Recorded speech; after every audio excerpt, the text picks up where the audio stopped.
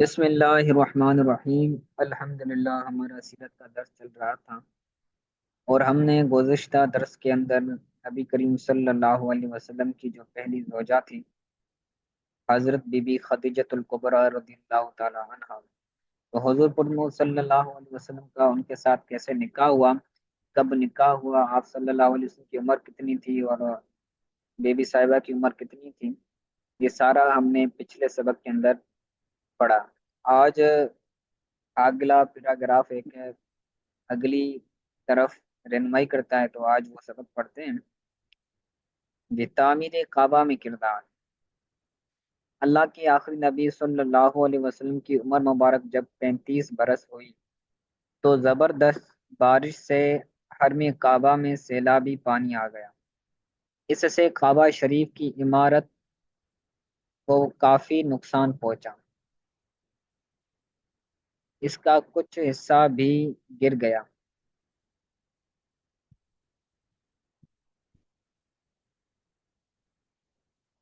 قریش نے طے کیا کہ مکمل عمارت کو توڑ کر پھر سے کعبہ کی ایک مضبوط عمارت بنائی جائے، جس کا دروازہ بھی بلند ہو تو اس کی چھت بھی بلند ہو۔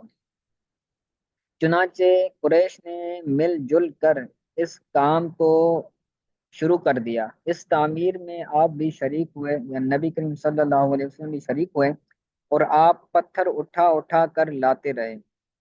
مختلف قبیلوں نے کعبہ شریف کی عمارت کے مختلف حصے آپس میں تقسیم کر لی، لیکن جب حجر اسود رکھنے کا مرحلہ آیا تو فتنوں نے سر اٹھانا شروع کر دیا۔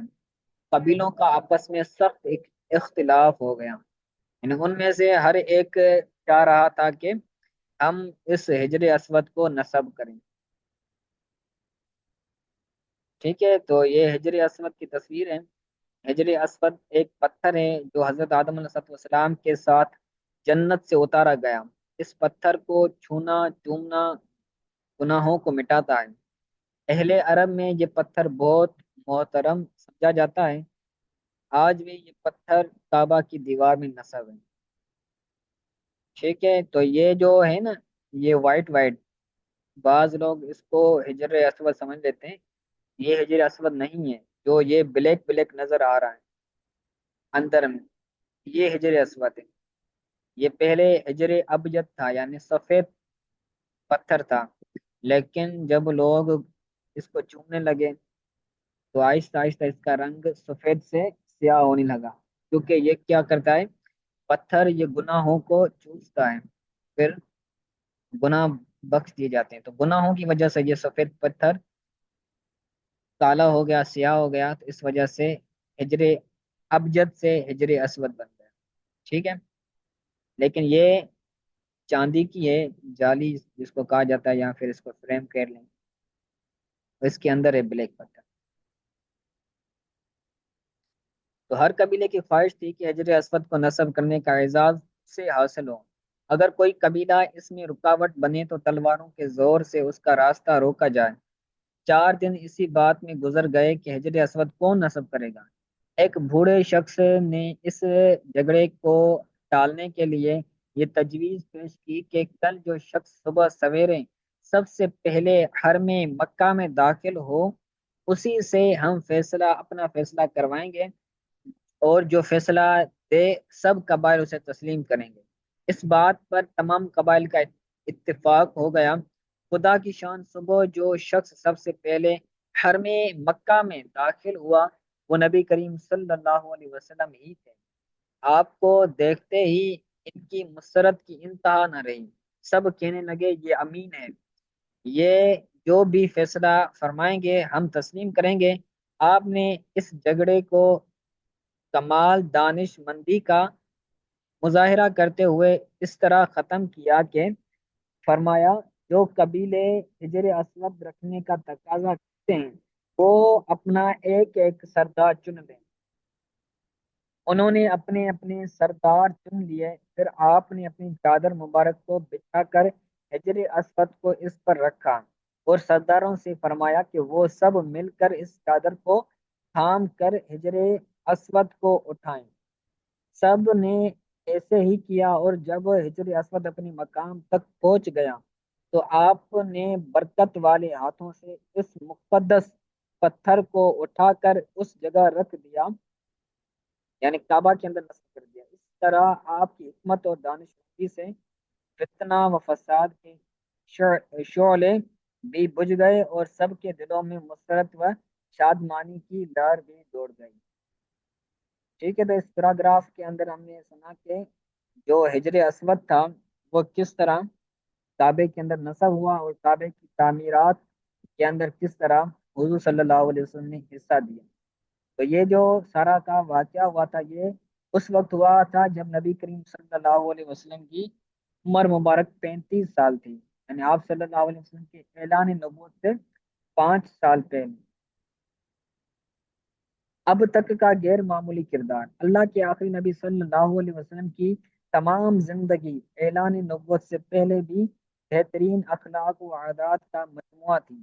سچائی، دیانت داری، وفاداری، وعدے کی پابندی، بڑوں کی عظمت، چھوٹوں سے شفقت، کمزوروں سے ہمدردی، مہمانی اور سخاوت، دوسروں کی خیر خواہی، رحم دلی و نرمی، الغرض تمام نیک باتوں اور اچھی عادات میں آپ بے مثل و بے مثال تھے۔ حرص، فریب، جھوٹ، بد عہدی، شراب خوری، ناچ گانا، لوٹ مار، چوری، فحش گوئی وغیرہ وغیرہ جیسی بری عادات جو زمانہ جاہلیت میں بہت عام تھی، آپ کی ذات گرامی ان تمام باتوں سے پاک و صاف رہیں۔ بلکہ آپ کی شان یہ ہے کہ عرب کے اس گرے ہوئے معاشرے میں بھی آپ کی شرافت، امانت داری، امانت دیانت اور صداقت کا تک دور دور تک مشہور تھی۔ مکہ کے لوگوں کے دلوں میں آپ کے اخلاق کی وجہ سے آپ کی ایک خاص عزت تھی۔ آپ کی عمر مبارک تقریباً 40 سال ہو گئی، لیکن جاہلیت کے تمام بےہودہ، مشرکانہ اور جاہلانہ کاموں سے آپ کا دامن پاک رہا۔ شہر مکہ جہاں بت پرستی ایک ایسی عام تھی کہ خود خانہ کعبہ میں 360 بت تھے جن کی پوجا کی جاتی تھی۔ آج آپ نے کبھی ان بتوں کے آگے سر نہیں جھکایا، نبی کریم صلی اللہ علیہ وسلم نے کبھی بھی ان بتوں کے سامنے اپنا سر نہیں جھکایا۔ آپ کی گزاری ہوئی اس زندگی کا کمال تھا کہ اعلان نبوت کے بعد آپ کے دشمنوں نے بڑی کوشش کی کہ کوئی جھوٹا سا عیب آپ کی زندگی کے کسی دور میں مل جائے، کوئی کمزور بات آپ کے اب تک کی زندگی میں ثابت ہو جائے تو اسے سامنے لا کر آپ عزت و وقار پر حملہ کیا جائے، اور آپ کو لوگوں کے سامنے کمتر کمتر ثابت کیا جائے۔ مگر آپ کے ہزاروں دشمن سوچتے سوچتے تھک گئے، لیکن کوئی ایک بھی ایسا واقعہ نہیں مل سکا جس سے آپ کے کردار پر انگلی اٹھاتے۔ اس لیے جیسے ہی آپ نے اعلان نبوت فرمایا، خوش بخت لوگ آپ کا کلمہ پڑھ کر دل و جان آپ پر قربان کرنے لگے۔ سبحان اللہ۔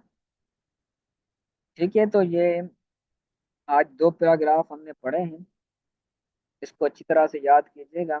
جو پوائنٹ، جو بھی تعداد ہے اس کو اچھی طرح سے یاد کیجیے گا۔ جیسے یہ حضور صلی اللہ علیہ وسلم نے اعلان نبوت کس عمر میں کیا؟ 40 سال میں کیا۔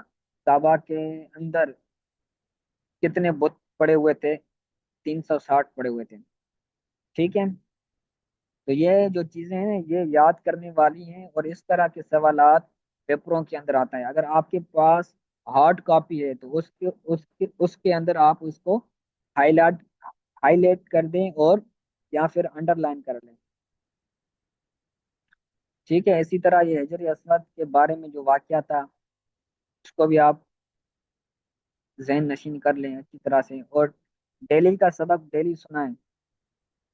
یہ رہتا جائے گا، پھر آپ کو سبق سنانے میں بہت مشکلات کا سامنا کرنا پڑے گا۔ صحیح ہے، آج کے سبق کے حوالے سے کوئی چیز سمجھ نہ آئی ہو تو پوچھیں۔